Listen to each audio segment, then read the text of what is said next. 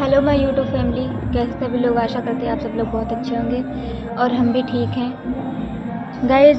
ठीक हैं, लेकिन जिस तरह से हमारे देश में लड़कियों पे, बेटियों पे, औरतों पे अत्याचार हो रहा है, देख के तो बहुत ही डर लगता है। जैसे कि आप लोगों ने अभी एक न्यूज़ पढ़ी होगी, सुनी होगी, बहुत ही ज़्यादा वो हो रही है। कोलकाता में जो रेप केस हुआ है, लोग कहते हैं कि लड़कियों के कपड़े ख़राब हैं, वो बाहर निकलती, वो आज़ाद है, वो रील्स बनाती हैं, वो डांस करती हैं, इसलिए उनके साथ ऐसा होता है। वो अंधेरे में बाहर निकल के घूम रही हैं, वो कपड़े कम पहनती हैं। लेकिन जिसका रेप हुआ है उस अभी कोलकाता की लड़की का, जो डॉक्टरी पढ़ रही थी, ट्रेनिंग कर रही थी, उसमें क्या बुराई थी? न तो वो कम कपड़े पहनती थी, न तो वो रात में कहीं बाहर गई थी, न कोई तड़क भड़क थी, डॉक्टर थी। लेकिन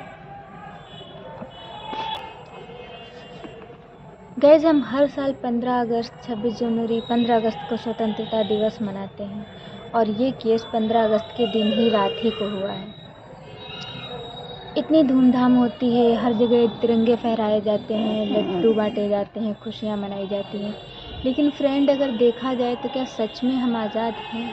सच में हमारा देश आज़ाद है? लोग बलात्कारियों को जानवर की वो देते हैं कि जानवर हो गया इंसान। गलत है, जानवर नहीं कहना चाहिए। जानवर कभी रेप नहीं करते। बलात्कारियों को जानवर कहकर जानवर की इंसल्ट होती है। कभी सुना है कि किसी कुत्ते ने लड़की का रेप किया? कभी सुना है कि किसी बैल ने, किसी शेर ने, किसी भेड़िए ने रेप किया? नहीं सुना होगा। अगर शेर भी होता है तो वो डायरेक्ट खा जाता है, इज्जत के साथ नहीं खेलता है।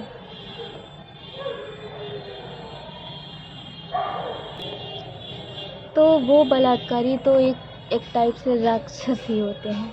उनको जानवर नहीं कहना चाहिए। जानवर भी इतना हिंसक नहीं होता कि वो रेप करेगा।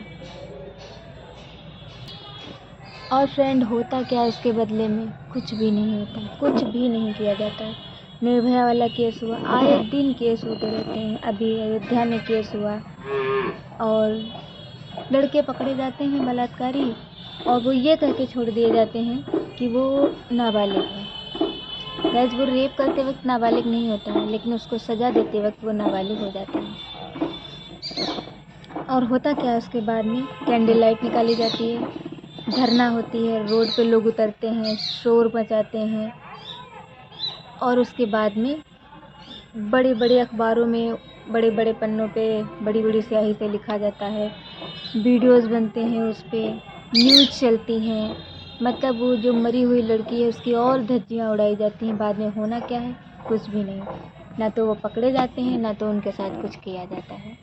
अगर पकड़े भी गए तो ज़मानत पे छोड़ दिए जाते, फिर महीनों सालों तक केस चलता है। निर्भया केस का फैसला करीब 10 सालों के बाद हुआ था। खैर, उनको फांसी हुई थी, लेकिन अगर वो वही सज़ा अगर उनको जस्ट देंगे तो शायद ये केसेस बंद होने के कगार पे आएंगे। और अभी एक मुंबई से ट्रेन आ रही थी जिसमें लड़की मतलब एक हस्बैंड वाइफ थे, उनकी वाइफ के साथ में गैंग रेप हुआ। अगर आप लड़की औरत घर से अकेली निकलती है तो उस पर सवाल उठाते कि अकेली थी, मर्द के साथ में जाना चाहिए था, कि अकेली थी इसलिए हुआ। अब उसको क्या कहेंगे आप लोग? न्यूज़ देखते हैं तो पता ही चलता होगा कि कितने सारे रेप होते रहते हैं। मतलब एक बार की बातें ख़त्म नहीं हो पाती हैं, इंसान भूल नहीं पाता है कि नया किस्सा आ जाता है।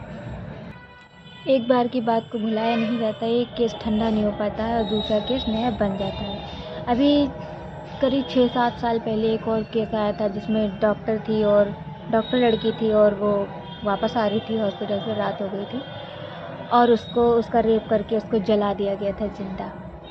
ऐसे केसेस बहुत सारे आते रहते हैं, लेकिन उनमें होना कुछ नहीं है।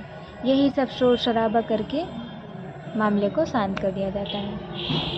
गाइस, अगर सरकार या लोग बलात्कारियों को चौराहे पे खड़ा करके ज़िंदा नहीं जला सकते, तो फिर ये हर साल रावण को जलाने की जो परंपरा निभाई जाती है, ये गलत है। नहीं करना चाहिए ऐसे। हमारे हिसाब से तो बलात्कारियों के लिए बहुत ढेर सारी सज़ा है। बाकी आप लोग कमेंट करके बताइएगा।